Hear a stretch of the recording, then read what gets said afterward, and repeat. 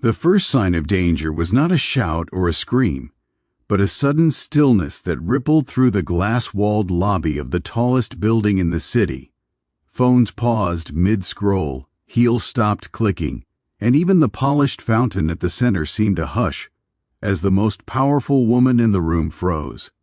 She was the CEO everyone recognized from magazine covers and earnings calls, a woman whose voice could move markets. Yet in that moment, her voice was useless. Her eyes locked onto a man standing a few steps away, a tired single father holding something close to his chest, and her hands began to move in a language only a few could understand. The security cameras would later show it clearly, calm hands forming urgent shapes, a silent plea that read like a warning. "Help me, he has a weapon." What followed would change every life in that lobby forever. If stories of kindness, second chances, and unexpected humanity matter to you, take a moment right now to like this video, comment where you are watching from, share it with someone who believes in empathy, and subscribe to the channel so more stories like this can reach the people who need them most. She had learned sign language years earlier for a reason that never appeared in her glossy biography. As a child, she had a deaf younger brother, and those quiet conversations had taught her that silence could be louder than words. That skill had followed her into adulthood, into boardrooms and charity galas, into moments when listening mattered more than speaking. On this particular afternoon, she was in the building to announce a merger that would save thousands of jobs, her mind rehearsing numbers and futures. She did not expect to notice the man near the reception desk, his shoulders hunched, his eyes scanning exits like someone accustomed to being unwelcome. She noticed him because he was holding his young daughter's backpack, pink and fraying at the edges, and because his hands shook in a way that spoke of exhaustion rather than malice.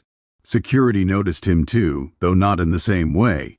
To them, he was out of place. His jacket was worn, his boots scuffed, and the object tucked under his arm looked wrong in a room designed for wealth and order.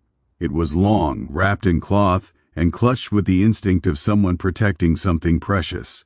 As whispers moved through the lobby, fear bloomed easily, the kind that feeds on appearances and assumptions. The CEO felt it too, a spike of alarm that tightened her chest.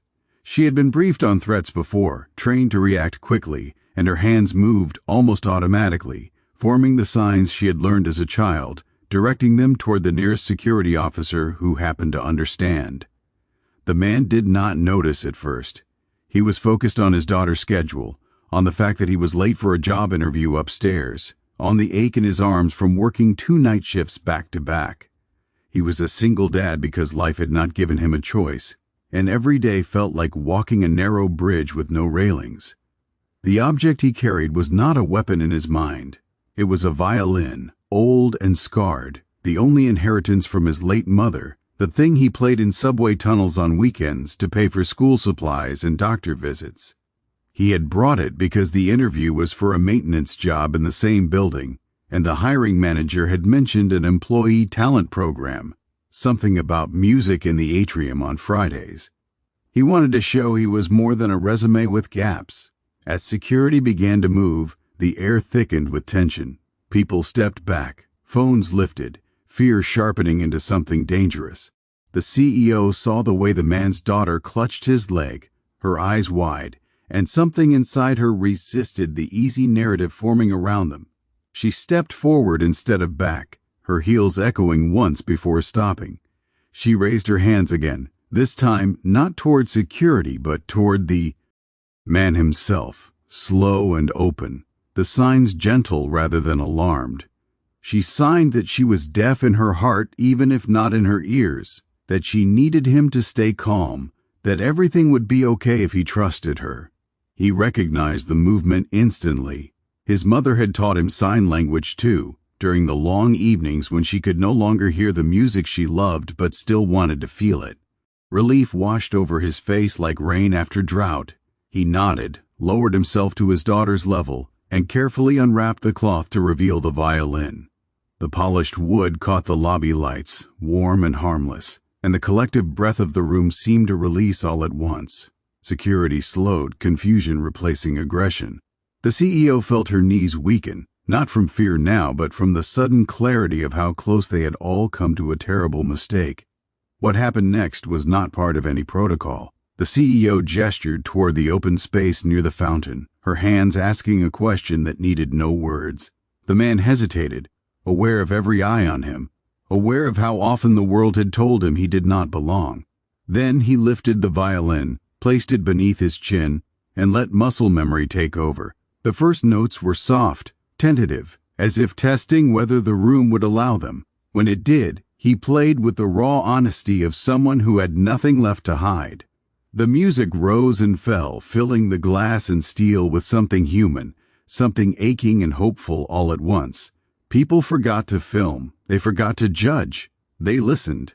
The CEO closed her eyes, her brother's laughter echoing in her memory, the nights when music had been the only bridge between silence and understanding. When the last note faded, there was no applause at first, just a shared stillness, the kind that follows truth. Then the lobby erupted, not in cheers but in something deeper, a recognition that they had witnessed grace born from misunderstanding.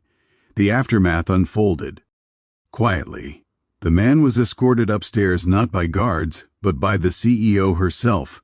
The interview turned into a conversation about resilience, about the hidden talents people carry when survival leaves no room for dreams. He was offered the job, flexible hours, and a place in the company's community arts program. His daughter was enrolled in a scholarship initiative that afternoon. None of it was announced publicly. The CEO understood that dignity did not need a press release. Near the end of this story, before we reach its final moments, take a second to comment below with one word that describes how this made you feel. Your words matter, and they help others find this story when they need it most. In the weeks that followed, the lobby hosted music every Friday. Employees lingered. Strangers smiled at one another. Fear did not disappear from the world, but something shifted in that building. The CEO began signing again more often, reminding people that communication was more than sound. The single dad found stability, not just in a paycheck, but in the knowledge that he had been seen for who he was, not what he looked like. His daughter learned that courage could be quiet, that sometimes the bravest thing was to keep holding what you loved even when the world misunderstood it. If this story touched your heart, if it reminded you to pause before judging, to listen before reacting, please like this video, share it with someone who might need hope today, and subscribe to the channel so these moments of humanity continue to reach beyond the noise. Sometimes a simple act of understanding can turn fear into music, and a silent sign can save more than one life.